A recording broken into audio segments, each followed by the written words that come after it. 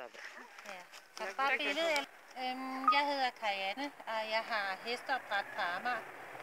Kommer fra Amager voksenridetur. Jeg har rigtig mange både unge og ældre personer, der kommer og rider. Jeg har både gamle heste, som nybegynderne rider på, og så har jeg en masse unge heste, som vi selv hjælper med at tilride. Jeg synes, at dyrevelfærd, det handler simpelthen om, at det er os selv, der skal være gode ved dyrene.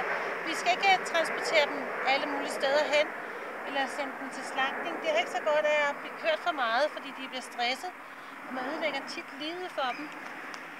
Jeg synes, man skal bevare dyret så vidt muligt det område, hvor den kommer fra. Altså for eksempel de danske dyr i Danmark, og de polske dyr i Polen osv. Så hvis ikke det er ligefrem med top-elite-heste, der skal ud og vinde en kæmpe præmie i et andet land, så hold dem hjemme, hvor de hører hjemme på de marker, de hører til.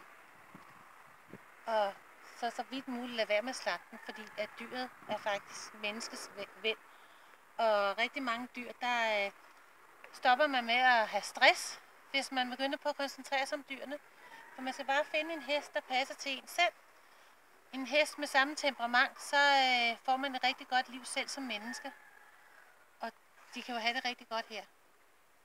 Så bevar dyrene der, hvor de har det bedst. Behold dem hjemme hos sig selv.